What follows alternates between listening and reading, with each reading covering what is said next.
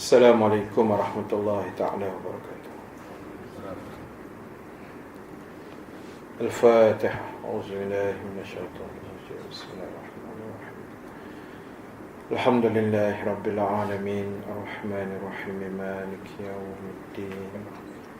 Iyyaka na'budu wa iyyaka nasta'in. Ihdinas siratal mustaqim. Siratal ladzina an'amta 'alaihim ghairil maghdubi 'alaihim waladdallin. Alhamdulillahi rabbil alamin. Alladzi habbaba ilaina al-iman wa zayyanahu fi qulubina wa karaha ilaina al-kufra wal fusuqa wal 'isyan. Ashhadu wa nashhadu an la ilaha illallah wahdahu la syarika lah wa ashhadu anna Muhammadan abduhu wa rasuluh. Allahumma salli wa sallim wa barik ala sayyidina Muhammad sallallahu alaihi wasallam, imamil muttaqin wa qaidid du'atil mujahidin, wa ala alihi wa ashabihi ajma'in, amma ba'd. Muslimin, muslimat, hadirin, hadirat yang dirahmati Allah Subhanahu wa ta'ala sekalian. Alhamdulillah, kita memanjatkan kesyukuran kehadrat Allah Subhanahu wa ta'ala. Dengan izin daripadanya, kita dapat sekali lagi bertemu dan berhimpun pada tengah hari ini. Mudah-mudahan pertemuan kita mendapat kebaikan, rahmat dan keampunan daripada Allah Subhanahu wa ta'ala.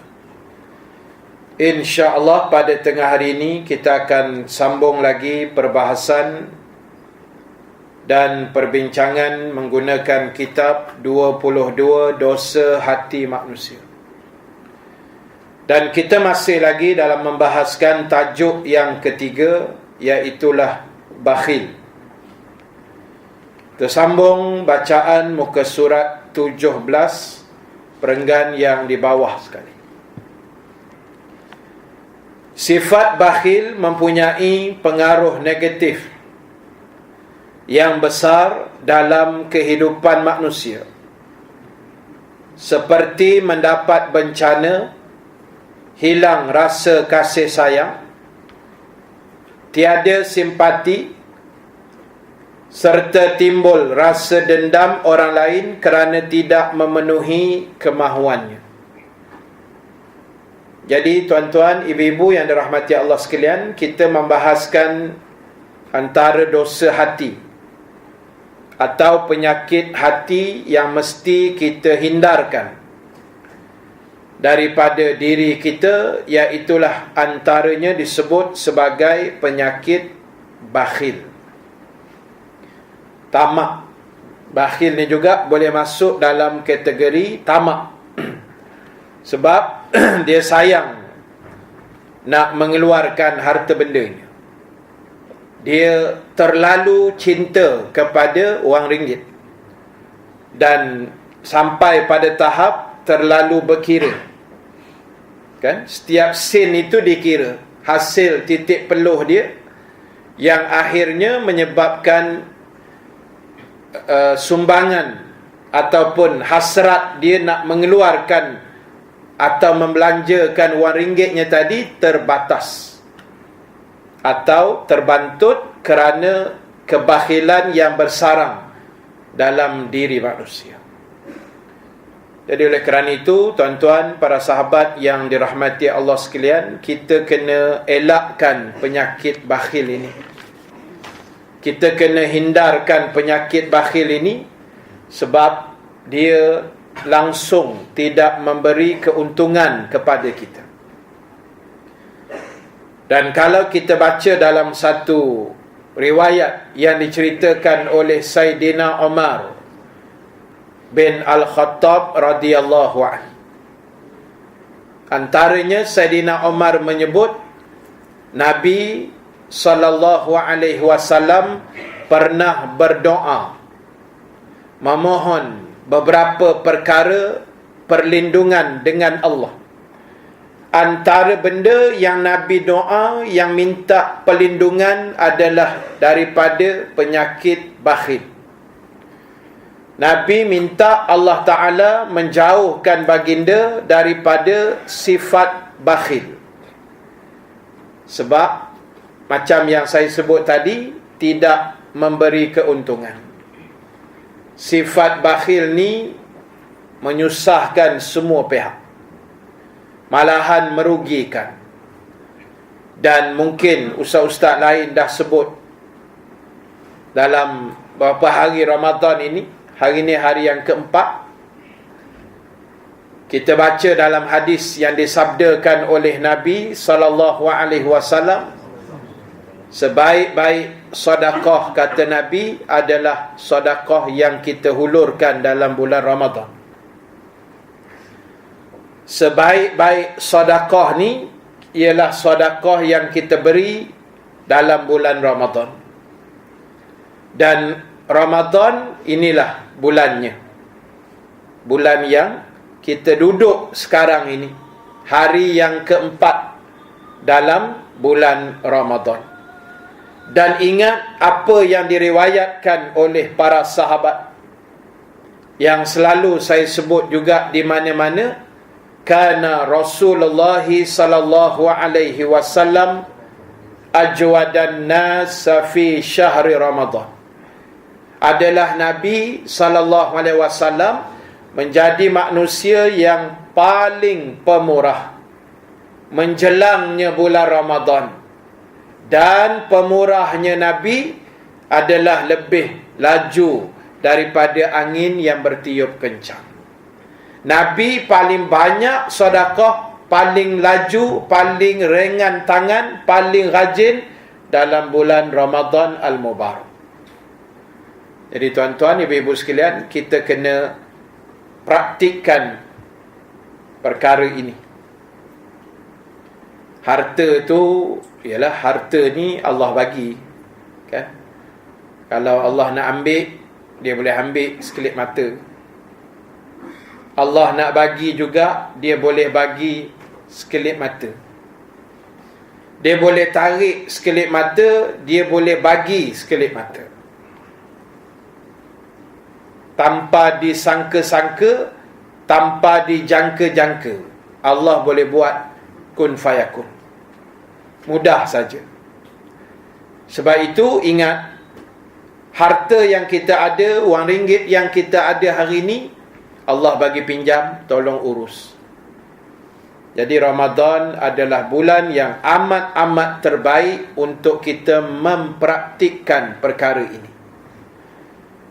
Dalam bentuk sedekah jariah, memberi makan orang yang berpuasa, atau apa juga bentuk kebajikan yang boleh kita buat. Semua orang buat baik bulan Ramadan. Saya singgah 7-Eleven malam tadi pukul 12 lebih. Sebab kedai lain dah tutup. Beli roti sikit lah untuk sahur kita tadi. Lepas tu, kita dah bayar, dia offer pula. Dia kata, "Encik tak nak sedekah ke?" kata dia. Dia cakap kat ustaz macam tu. "Encik tak nak sedekah ke?" kata dia. Saya kata, "Boleh, nak masuk dalam tabung mana?" Dia kata, "Bukan tabung. Encik beli apa-apa produk, masuk dalam kotak besar tu. Kita nak bagi anak yatim." Kita pun carilah apa-apa barang, beli, bayar kat dia, barang tu buang dalam kotak. Jangan bawa balik pula. Bawa balik tu kita terkedarah sendiri, kan? Ni nak sedekahkan anak yatim. Jadi maknanya dalam Ramadan ramai orang buat baik, ramai orang menganjurkan kebaikan. Itu rahmat. Itu yang awaluhur rahmah, kan? Awal-awal ni rahmat Allah bagi kita, insya-Allah. Baik, saya sambung hadis muka surat 18. Sabda Nabi sallallahu alaihi wasallam, "Ittaquz zulma fa inna zulma zulumatun yaumal qiyamah. Wattaqus syuha fa inna syuha ahlaka man kana qablakum hamalahum an safaku dima'ahum wastahallu maharimahum. Nabi kata, takutilah kezaliman. Sesungguhnya kezaliman itu adalah kegelapan pada hari kiamat. Nabi kata, kita kena takut dengan zalim, penganiayaan, penindasan, melakukan kezaliman, buat jahat pada orang. Benda ni Nabi kata kita kena takut. Sebab setiap kezaliman itu dia akan menjadi kegelapan yang akan menggelapkan nasib kita pada hari mahsyar besok. Jadi tuan-tuan, ibu-ibu sekalian, kita tak usahlah buat benda tak elok. Ramadan ini adalah detik yang terbaik untuk kita berubah. Kita buat perubahan, tak banyak sedikit, kalau tak sikit banyak, alhamdulillah. Yang penting nampak perubahan Ramadan itu. Walaupun ialah cabaran nak buat kebaikan sepanjang bulan yang mulia ni bukan mudah, kan? Orang banyak kata penat, ustaz. Ramadan ni penat. Memang penat. Apa yang tak penat? Tuan-tuan duduk dengar kuliah pun penat, bukan bersyarah. Kami ustaz berkuliah lagi penat. Presyorin pun tak ada. Kan? Air pun tak ada. Penat. Pagi tadi dah bersyarah dah, pukul 10.30. Kuliah muslimat, ni bersyarah lagi. Penat. Air tak boleh telan. Cakap berapi-api. Tapi inilah kekuatan yang Allah beri dalam Ramadan. Memang penat. Tuan-tuan pergi sembahyang tarawih malam-malam, penat? Penat tuan. Lagi penat kalau imam baca perlahan. Imam tarawih tu, suara perlahan satu hal, dia punya tone dia tu. Fatihah aja 2 minit setengah. Lama Fatihah tu. Slow je kan. Penat tuan. Terlalu laju juga tu imam pun penat, kita kat belakang bekerja-kerja dengan dia. Lepas tu nak siapkan 8, nak siapkan 20, penat. Berapa ramai orang sembahyang tarawih sujud tak bangun. Sujud akhir. Orang dah bagi salam dia sujud tak bangun-bangun. Hebat dia. Yang angkat jari telunjuk tak turun-turun pun ramai. Kan? Tunjuk, tak apa tunjuk tak tahu. Iman lagi salam. Memang jelas nampak ahli syurga tu. Sebab dia masuk syurga dah, kan? Orang bagi salam, dia tak bagi salam. Hebat dia. Jadi memang kau cerita penat dalam Ramadan, semua penat. Tuan-tuan pun penat bekerja. Masing-masing ada tugas. Tapi kita nak elakkan dalam kepenatan tadi, kita buat benda tak elok pula. Rugi lah. Jadi biarlah kita cuba perbaiki diri. Sebab Nabi kata kezaliman itu akan membawa kegelapan pada hari akhirat. Dia akan gelapkan masa depan kita. Na'udzubillah min zalik. Sebab kita nak masa depan kita cerah. Yang belakang gelap tak apa tuan. Ni masa lalu. Kan? Saya dah sebut dah bulan lepas. Masa lalu ni dah habis dah. Tutup, kita buka yang baru punya ni. Kita nak tengok sekarang dan masa depan. Yang dulu-dululah. Dulu saya tak puasa, dulu saya tak semayang ustaz, dulu dedah aurat, dulu saya kumur-kumur 5 kali, 2 je keluar, kata dia. Masa ambil semayang bulan puasa. Kan? 5 kali kumur, tak pernah dibuat dia orang. Sunnah 3 je. Dia rajin lebih pula bulan Ramadan ni. Jadi sebab itu, yang penting ialah kebaikan yang kita nak buat tadi. Kan? Jangan kita melakukan kejahatan. Yang kita nak sekarang adalah buat perkara-perkara yang baik. Walaupun ada cabaran besar yang menunggu kita. Yang sudah tu sudah. Zaman silam, semua orang ada silap. tinggal semayang, dedah aurat, melawan orang tua, melawan Allah dulu, seluar pendek kan. Zaman jahiliah tutup dah benda tu. Sekarang ni Allah nak tengok yang sekarang ini, dan yang lebih mustahak masa depan. Yang sudah-sudah kan, kita tengok yang terbaru ni. Mudah-mudahan Allah izin, insya-Allah besok itulah artis Felicia Yap tu kan. Kenal tak? Laju je jawab kenal tu. Okeylah tu kalau kenal kan. Maknanya insya-Allah dengan izin Allah esok dia nak memeluk Islam. Walaupun dah lama dah dia pakai pakaian muslimah, dan banyak dah tempat panggil dia kuliah. Jadi dia cadang besok lafazkan syahadah 5 Ramadan hari Khamis. Kebetulan sempena tarikh lahir dia lah. Dan nama Islam tu dia dapat dalam mimpi. Dia pening memikir nak ambil nama apa kan? Dia dapat tu dalam mimpi. Besok baru dia nak umum. Tuan-tuan tak tahu kan nama Islam? Dia beritahu kat saya seorang je. Tak percaya sudah. Kan? Saya pun dah tak ingat apa nama dia. Tapi adalah, dia tak beritahu kat saya pun, tapi adalah kan. Rania apa entah nama dia, tapi ada makna lah. So besok. So maknanya bila dia syahadah saja, yang lama hapuslah. Dia jadi modeling 10 tahun, Allah tutup. Allah akan tengok yang sekarang. Sebab itu kata, saya tak ingat ulama ke Nabi sebut, Allah tidak memandang hari lahir kita, tapi Allah tengok hari mati kita. Itu yang mustahab. Lahir ni ada yang Muslim, ada yang non-Muslim, tak penting. Yang penting mati dia tu, Muslim ke tidak. Itu yang mustahab. Jadi sebab itu tuan-tuan, Nabi pesan dalam hadis tadi, elakkan kezaliman. Buat jahat, menindas, bulan Ramadan pun nak buat naya ke orang, jangan. Tapi kita ubah diri jadi baik. Kemudian Nabi sebut apa lagi? Dan takutlah terhadap kikir atau bakhil. Kikir ni kedekutlah kan, bakhil. Kerana bakhil itu menghancurkan orang-orang yang terdahulu. Bakhil ni, orang dulu ni kedekut punya pasal, lingkup. Sampai tahap kata Nabi, menumpahkan darah dan menghalalkan hal yang diharamkan ke atas mereka. Kedekut bakhil punya pasal, semua jadi halal.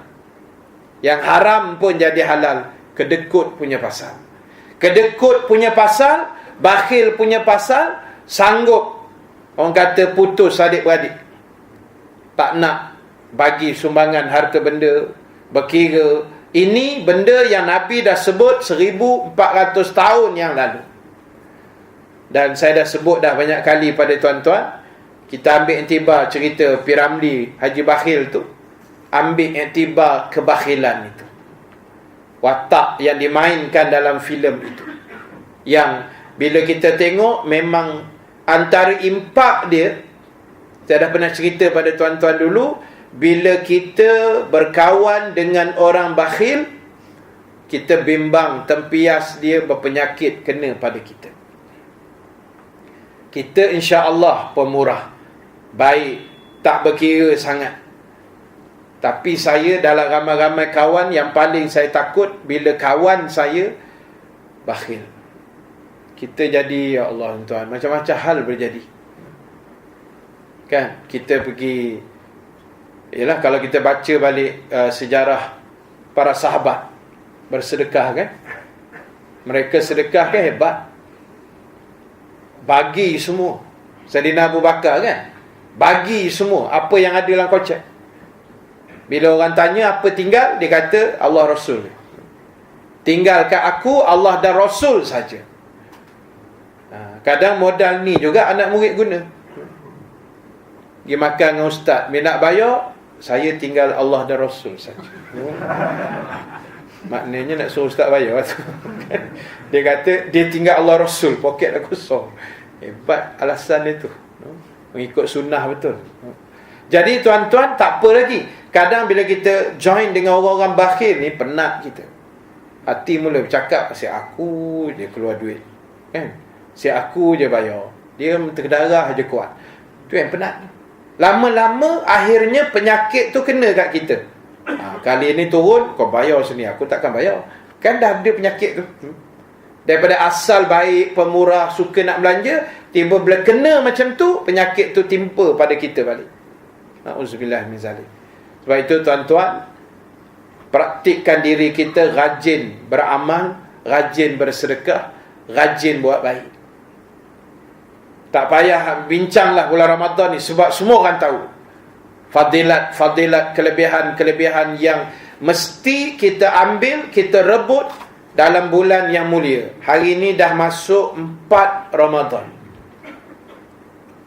Rasa macam baru puasa, tapi dah hari keempat. 3 hari dah berbuka puasa, 4 malam dah tarawih.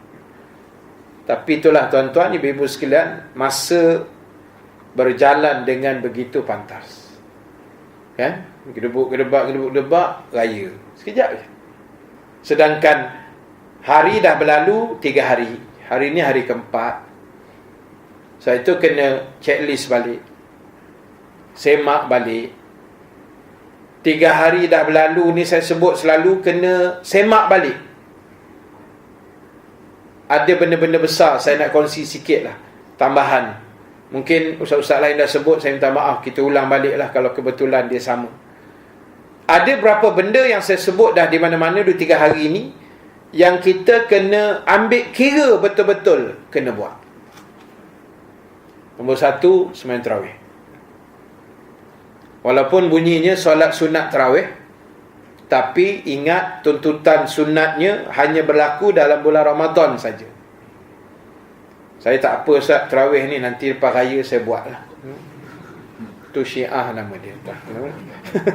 Kan? Tak ada tarawih lepas raya, tak ada. Dia mesti malam Ramadan saja. Jadi tolong buat. Nak buat berapa Ustaz? Buatlah berapa yang kita boleh buat. 8 rakaat pun bagus, 20 pun cantik. Oh, rajin sikit lagi, 36 rakaat. Pernah cuba 36? Tak benar lah. Malaysia ni payah jumpa 36. Paling tinggi pun 20. Tu pun pinggang dah retak. Buat 20 ni retak pinggang. Jadi sebab itu, tarawih tolong buat. Jangan tinggal langsung kalau boleh. Dan lagi cantik berjamaah surah masjid. Dan tolong jangan orang kata berbalah-balah dalam persoalan jumlah berapa rakaat. Buat 8, buat aja. Buat 20, 20 je lah. Diam-diam je. Tak usah tuding-tuding. Apa ni 8? Mana sunnah pun tak tahu. Condemn orang buat 8. Yang 8 tak condemn 20. Dia kata Nabi buat 8 je. Yang kau memandai 20 siapa suruh? Kan dah berbalah. Jadi buat saja, tak usah tuding-tuding. Buat 8 atau 20, comel. Kalau tak mampu surah masjid, di rumah bertenang-tenang. Sebab tarawih kan berehat. Buat di rumah. Mungkin kadang kita penat sangat, tak larat pergi masjid. Mungkin sibuk anak cucu datang rumah. Mungkin tak sihat.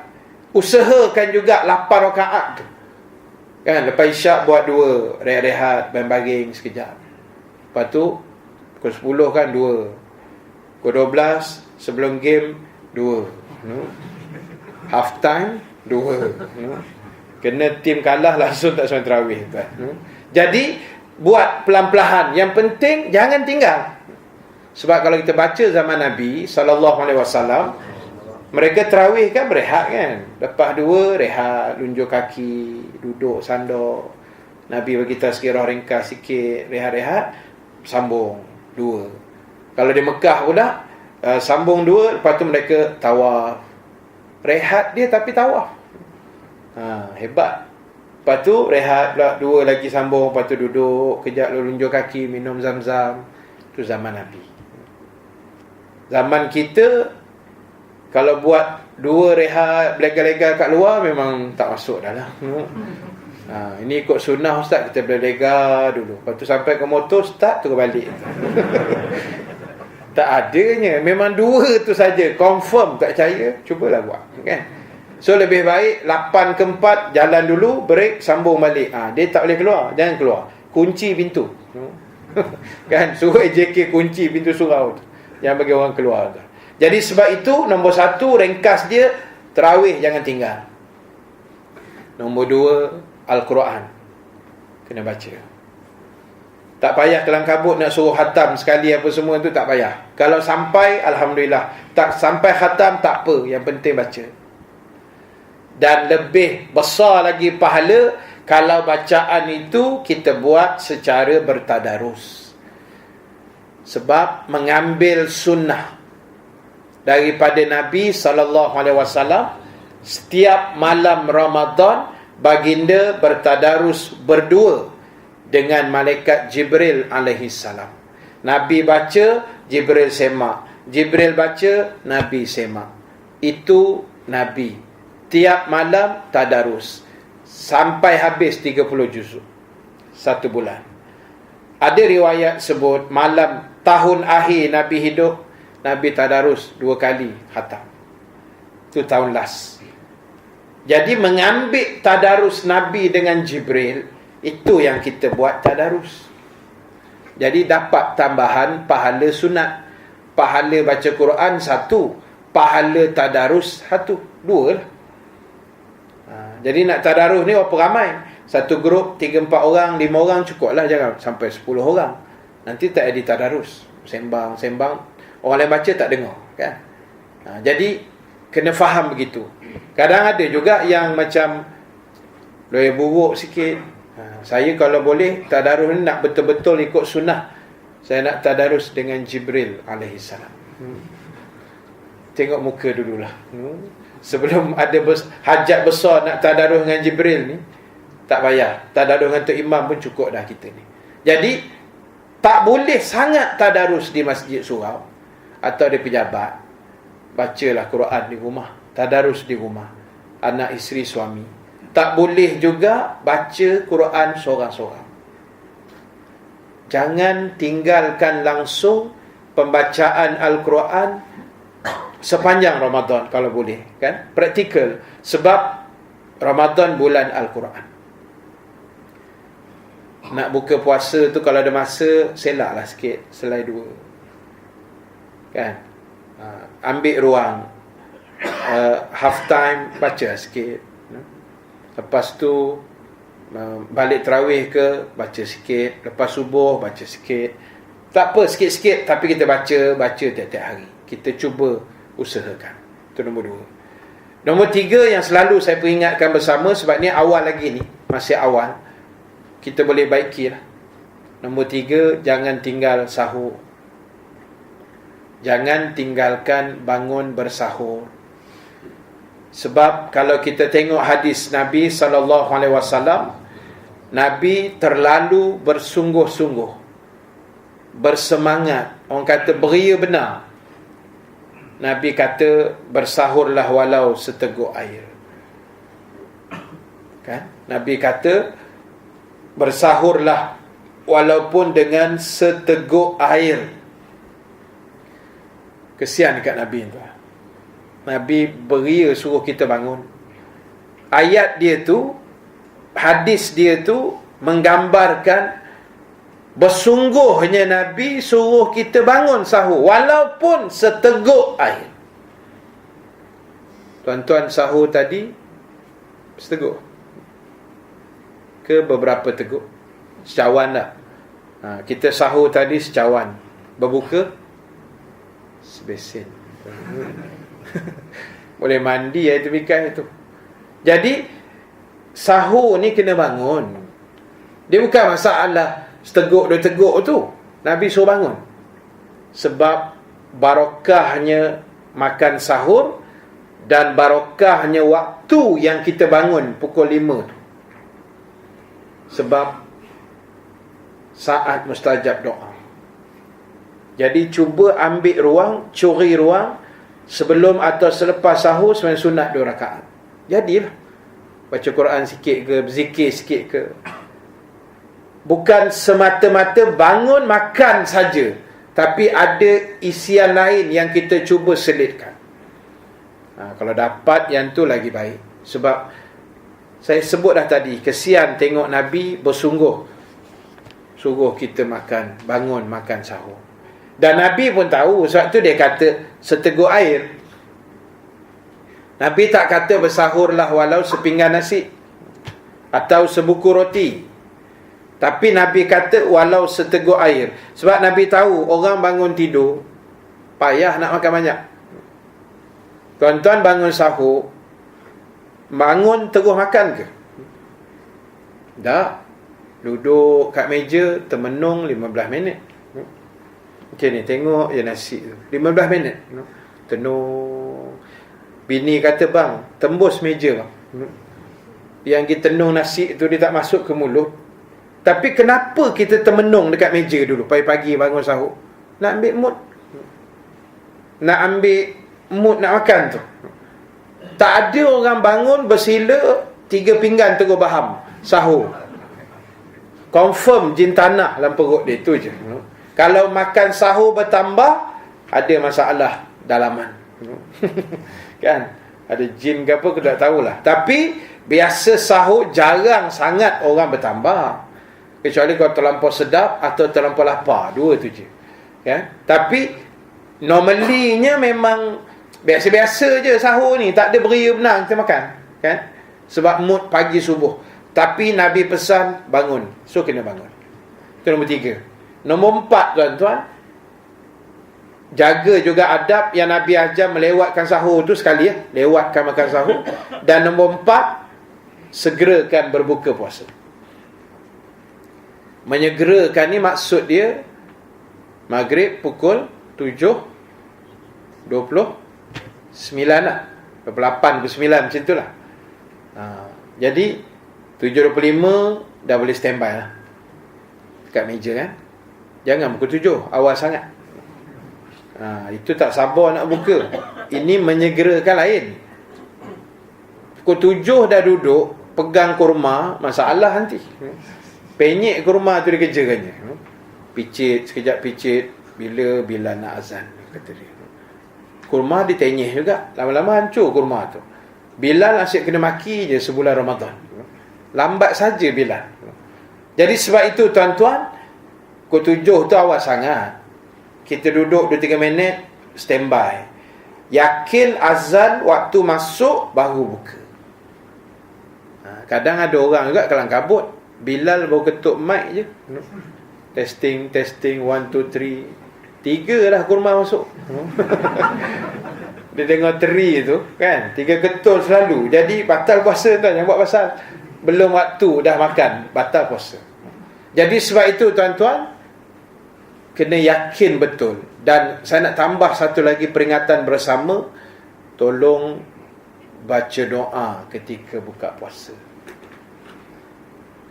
3 hari dah berbuka, tak tahulah sempat ke tidak.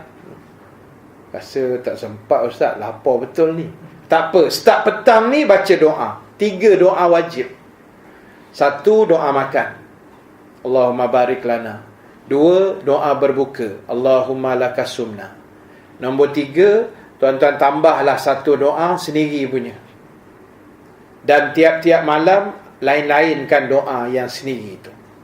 Jadi 30 malam, 30 doa. Itu saat mustajab doa. Nabi kata orang yang berpuasa, saat mustajab doanya ialah inda iftarihi, ketika dia berbuka puasa. Jadi masa kita buka puasa tak baca doa, alangkah ruginya. Kejar makanan tu dia tak lari ke mana. Doa tu dulu. Kan? Doa makan, doa berbuka, lepas tu tambah 1 doa. Ya Allah, berkatilah kami sekeluarga sepanjang Ramadan. Cukup. Besok doa lain. Ya Allah, murahkanlah rezeki kami anak beranak. Ya Allah. Lusa doa lain. Ya Allah, jadikan anak-anak kami permata hati kami yang mendengar dan taat pada setiap arahan kamu dan arahan kami. Doa. Lain-lain. Tiap-tiap malam lain-lain doanya. Pendek-pendek cukup. Jangan doa warak sangat panjang-panjang. habis ayam golek tu nanti. Betul. Ada orang warak benar berdoa panjang bukan main. Rabbana Rabbana, yang orang depan dah tak tahan lah. Rabbana punya pasal dikautnya ayam tu. Lah kali sapu tengok tinggal kaki.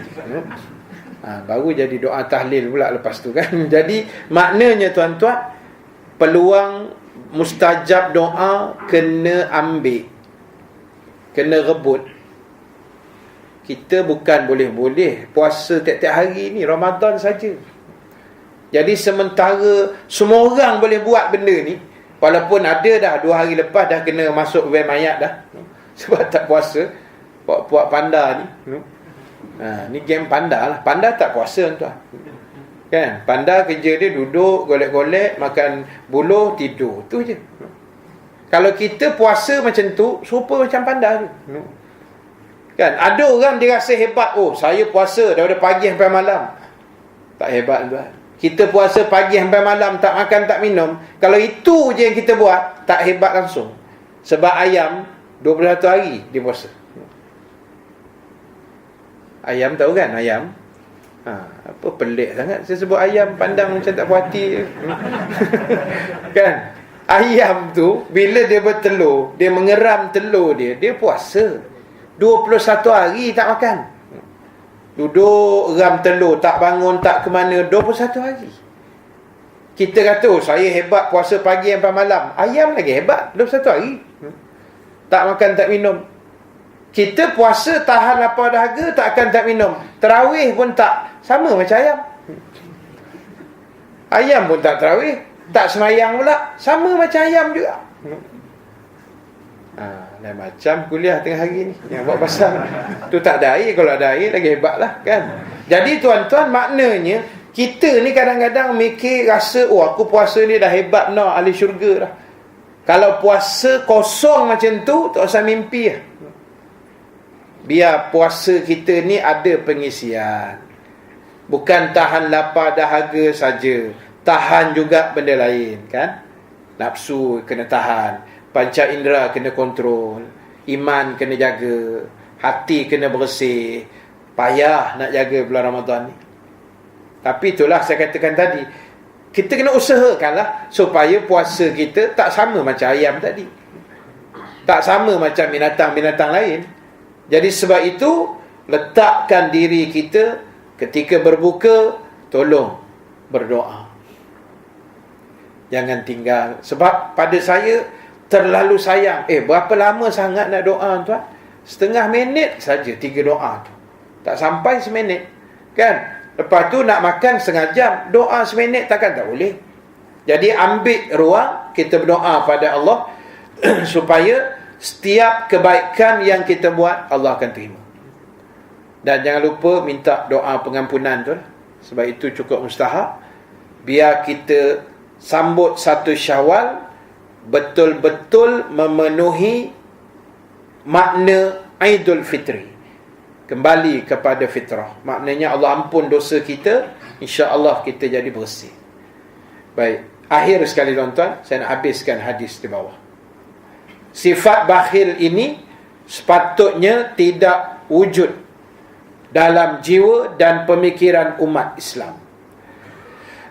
Maka setiap orang perlu berhati-hati dengan sifat yang tercela. Jadi dia kata sifat bakhil ni sepatutnya tak wujud dalam diri umat Islam. Tak boleh ada. Tak boleh kita ni bakhil, kedekut, berkira, tak mau. Tak, sepatutnya tak boleh ada. Sebab dia sifat tercela. Dan kalau kita refer dalam Quran pun, Allah tak suka orang yang bakhil kan? Ada dalam surah An-Nisa, saya tak ingat ayat berapa, tapi Allah tak suka. Baik, saya nak habiskan dengan hadis Nabi SAW. Khaslatani la tajtami'ani fi mu'min, al-bakhlu wa su'ul khuluq. 2 pekerti yang tidaklah ada pada seorang mukmin. 2 sifat, 2 perangai, 2 akhlak yang sepatutnya tak boleh ada pada diri seorang mukmin, orang yang mengaku beriman. Nombor 1, bakhil. Yang tadilah yang kita bahas daripada awal tadi. Kedekut apa semua. Nombor 2, kata Nabi, buruk akhlak. Buruk perangai, buruk kelaku dia.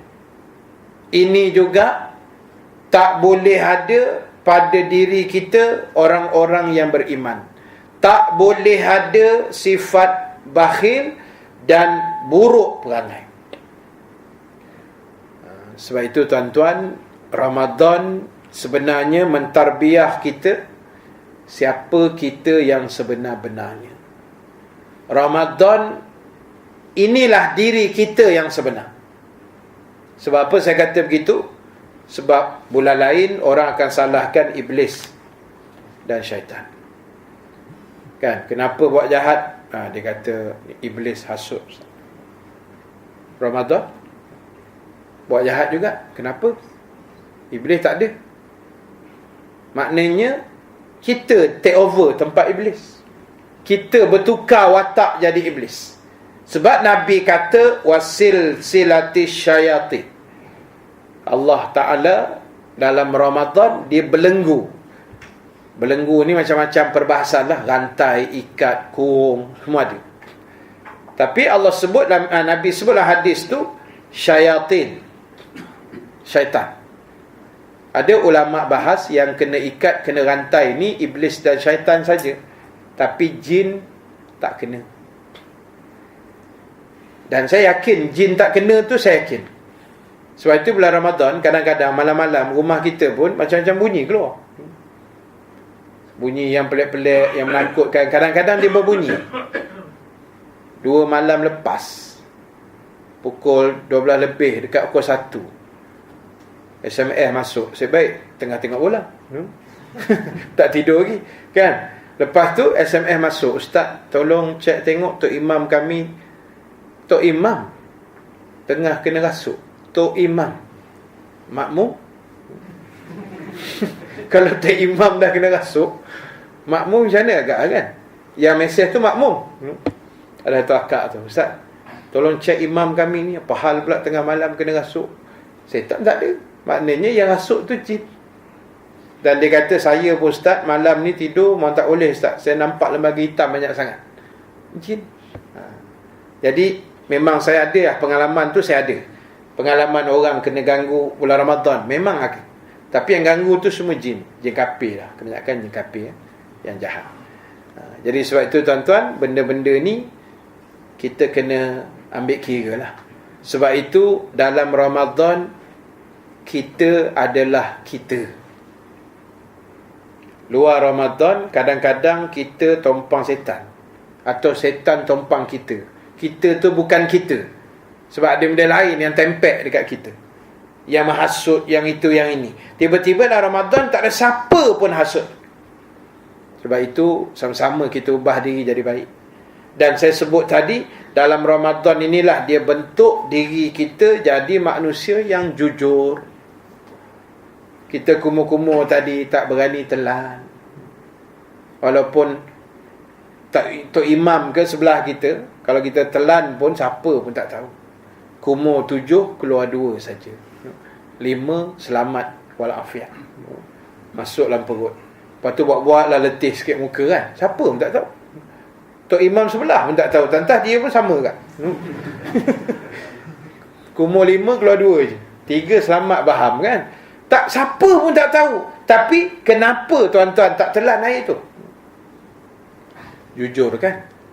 Oh tak boleh puasa ustaz, Allah tengok. Jujur. Bulan puasa, sebab apa tak ambil rasuah? Nak ulur ni tak boleh, lepas raya okey kata. Pula ingatkan sempena Ramadan sampai ke bila? Sempena Ramadan saja tak boleh makan rasuah. Lepas raya okey kata dia. Bawa hamper banyak sikit. Jadi tuan-tuan, Ramadan tarbiyah kita jadi jujur. Kan?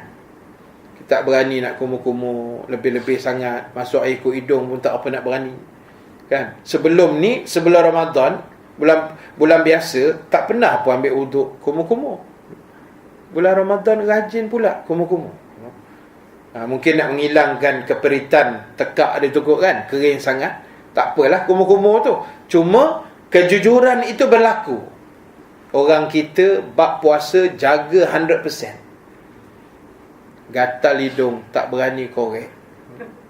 Tak berani korek hidung. Ustaz kata batal. Yelah, ustaz kata kalau korek dalam-dalam sangat yang batal. Sampai tak ada dah anak jari tu.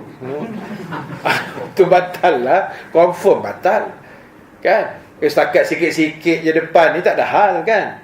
Tak berani juga. Sikit pun tak mau ustaz. Kalau gatal, tonyoh kat dinding je. Takut batal puasa.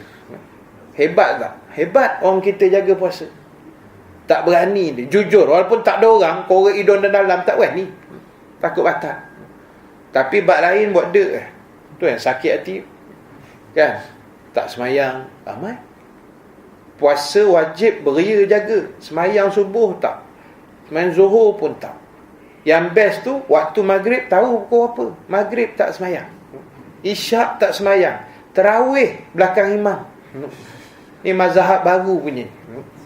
Fardu tak semayang. Tarawih depan sekali. Kadang-kadang puasa jaga. Minta maaf sebut aurat pula tak jaga. Masuk bazar Ramadan, pening kepala kita tuan. Saya hari ketiga setakat semalam, alhamdulillah berjaya tahan lagi tak masuk. Bukan berdosa, saya tak kata berdosa masuk bazar tu. Mengamuk peniaga nanti. Cuma maksud saya, biar kita dah masuk tu, ya Allah, nak kawal diri susah. Ada anak murid kata masuk pejam mata. Ustaz kata dia, mana boleh pejam mata? Kita nak tengok apa nak beli. Kalau pejam mata masuk dalam kawah sok. Langsung gugur syahid fisabilillah kan. Jadi langsung tak payah buka dah. Tutup terus. Jadi kena tengok. Bila tengok tu dah macam-macam yang kita nampak. Nak beli peha ayam pun dah tak tahu mana satu peha yang sepatutnya. Pakai teruk benar tuan. Tu aku malas masuk bazar tu. Jadi sebab itu kejujuran ini yang kita nak kena jaga. Orang kita puasa jaga sungguh. Sahur pukul 4 dah bangun. Kan? Tak sahur pun saya tak kisah ustaz, saya tahan juga puasa. Gila apa tak puasa kata dia. Tak semayang tak ada pula kata gila pun. Kan? Dedah aurat tak ada hal. Jadi sebab itu tuan-tuan ingat, kita doakanlah orang-orang macam ni. Mudah-mudahan Allah campak sikit lagi hidayah pada mereka. Kan? Sebab wajib puasa sama je dengan wajib zakat, wajib semayang, wajib haji, sama je. Bukan wajib puasa duduk atas kali, wajib semayang nombor 2, tak ada. Sama baris. Tapi kenapa penjagaan tak sama? Itulah, wallahualam, tak tahulah kelemahan kita kat mana. Tapi yang penting kita sama-sama hindarilah perkara yang tak elok, yang tak baik tadi. Mudah-mudahan Allah ampunkan dosa kita. Wallahualam, saya mohon izin berhenti setakat tu dulu. Baik, insya-Allah panjang umur kita sambung kesan buruk daripada bakhil ini pada bulan depan. Bulan depan kita tengok dulu. Ogos lah. Ogos Rabu 6 hari bulan. 6 Ogos. Raya bila? Baru puasa dah tanya raya. 28 lah. Jadi Tuan Haji Razak dah isytiharkan, saya kena aku lah. Kan, jadi tak apalah. Memang saya pun kebetulan tahun ni giliran raya di Langkawi. Jadi kalau balik 2 hari rugi duit minyak je. Jadi memang kena balik tu lama sikit, mungkin seminggu kot. Jadi kok mana pun 6 Ogos tu orang kata masih dalam mood beraya. So kita jumpa lepas raya Cina. Jauh nak pergi dia kan. Kita jumpa bulan September insya-Allah. Wallahu a'lam. Jadi tuan-tuan, sebelum saya akhir majlis ada 1 2 3 pengumuman ringkas. Pertama, saya minta tuan-tuan yang ada Facebook, tolong tuan-tuan like-kan satu fanpage yang saya buat. Nama dia Majlis Ilmu Terbaik. Fanpage tu nama dia Majlis Ilmu Terbaik. Dalam tu saya dan sahabat Fatih Team ni kita akan sumbatkan semua jadual kuliah satu Malaysia. Yang mana kita dapat yang akan datang kita masuk. So maknanya majlis ilmu terbaik ni kita jadikan platform dalam Facebook untuk mengembangkan medium dakwah. Biar orang baca, orang tahu lokasi ni ada kuliah, lokasi ni, lokasi. Jadi dia tahu maklumat. Paling kurang kita dapat pahala lah. Tolong sebar-sebarkan jadual kuliah kan. Jadilah itu pahala kita boleh buat.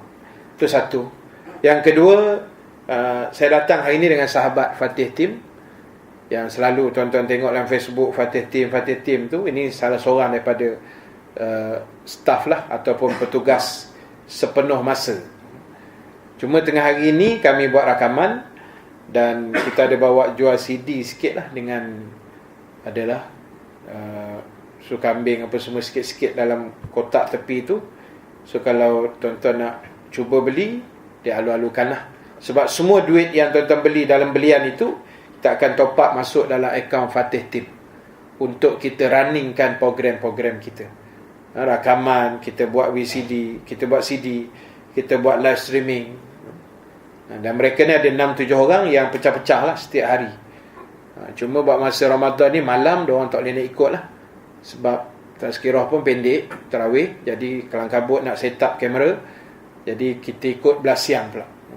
Kalau hari biasa, siang malam. Itu nombor 2. Dan yang ketiga, saya nak mohon sikit, macam biasalah Ramadan ni ustaz kena tebal muka, nak minta sikit kutipan. Bunyi sikit tapi sebenarnya nak banyak, tapi ayat tu berlapik lah kan. Saya nak mohon sedikit kutipan untuk madrasah sahabat saya Al-Fadhil Ustaz Farhan. Sebab saya kesian sahabat saya Ustaz Farhan ni, dia baik. Ustaz Farhan ni dia duduk Gombak lah, bukan Ustaz Farhan yang Sabah tu, yang duduk Gombak ni. Jadi dia baik, lepas tu dia rajin buat kerja agama. Cuma kita nak bantu sekolah dia ni, ada sikit lagi yang kita nak siapkan di Johor lah. Jadi ada dia punya apa tu, dia punya itulah data-data dia ada dalam buku tu.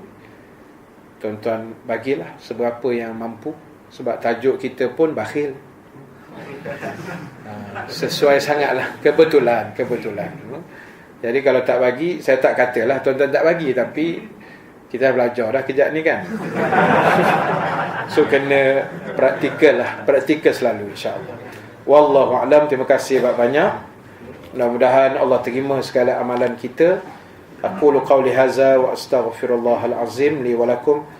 Wassalamualaikum warahmatullahi taala wabarakatuh.